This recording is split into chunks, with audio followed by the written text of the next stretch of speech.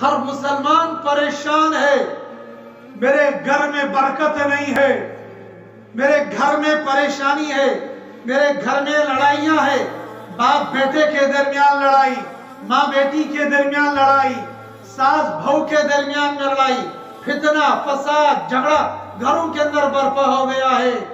हजरत वाला मेरे लिए दुआ कीजिए, मुझे कुछ तावीज अता कीजिए ताकि मेरे घर का झगड़ा खत्म हो जाए। दुआ का इख्तियार तेरे हाथ में है, तावीज तेरे हाथ में है, तू ही ना करना चाहेगा तो बहाने आजाद है। कौन मुसलमान है जो आज की तारीख में ये दावा कर सकता है, ये ऐलान कर सकता है मेरे घर के अफराद बालिग 100% नमाजी हैं और बालिग मर्द 100% मस्जिद में नमाज अदा करते हैं। कोई दीनदार भी ये दावा नहीं कर सकता, कोई दुनियादार भी ये दावा नहीं कर सकता। इल्जाम दूसरों पर लगाना, दूसरे को मुल्जिम और मुजरिम बनाना ये बहुत आसान है, लेकिन अपने आप को मुजरिम ठहराना ये मुश्किल है।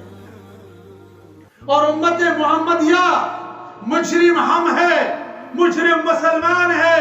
किसके मुजरिम? मेरे नहीं, आपके नहीं, हम अल्लाह के मुजरिम हैं, हम नबी के मुजरिम हैं। नबी ने कहा तुम्हारे घरों को आग लगा दूं, जिस घर को अल्लाह का नबी चाहेगा आग लगा दूंगा, उस घर में वल्लाह कभी रहमत नहीं आ सकती, बरकत नहीं आ सकती।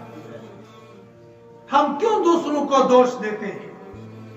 फलानी जुआद कोरमुतन, फलानी जो तावीज करमितन, फला दुश्मन है, फला दुश्मन है। दुश्मन मैं हूं, दुश्मन मेरी औलाद है, दुश्मन मेरे घर के अफराद हैं। एक बाप अपने जवान बेटे को मस्जिद में लाने के लिए तैयार नहीं है, उसको जवान बेटे से डर लगता है। अगर मैंने बेटे को मस्जिद में जाने के लिए कहा तो बेटा मुझे वापस जवाब देगा। तो जब बेटे से डर लग रहा है तो क्या अल्लाह से डर नहीं लग रहा? अल्लाह के नबी सल्लल्लाहु अलैहि वसल्लम ने फरमाया था 5 वक्त नमाज मस्जिद में जमात के साथ अदा करो। सारी दुनिया के मुसलमान शोर मचाते हैं, वावेला करते हैं, वातसिमू बिहब्लिल्लाहि जमीआ, सब इकट्ठे हो जाओ, एक जमात बन जाओ, इकट्ठे हो जाओ, अल्लाह की रस्सी को मजबूत पकड़ लो।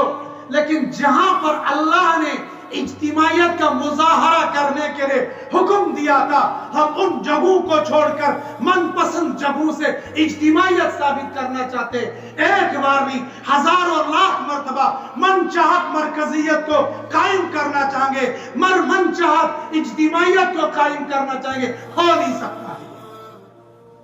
हाँ, जिस जगह से अल्लाह और अल्लाह के रसूल ने इज्तिमाइयत और मरकजियत को साबित करने का हुक्म दिया है, आपके महल्ले के अंदर 10 ही अफराद है, 10 लोग मस्जिद में 5 वक्त बाजमात नमाज अदा करेंगे, यही इज्तिमाइयत है।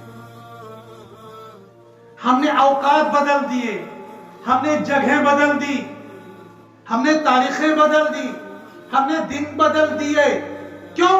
ताकि मेरी पसंद की इज्तिमाइयत हो जाए, मेरी पसंद की वहदत आ जाए, मेरी पसंद की यकजहती आ जाए। ऐसा नहीं हो सकता है। मुसलमान को इज्तिमा जाहिर करने के लिए और अपनी यकजहती को जाहिर करने के लिए किसी जगह जाने की जरूरत नहीं थी।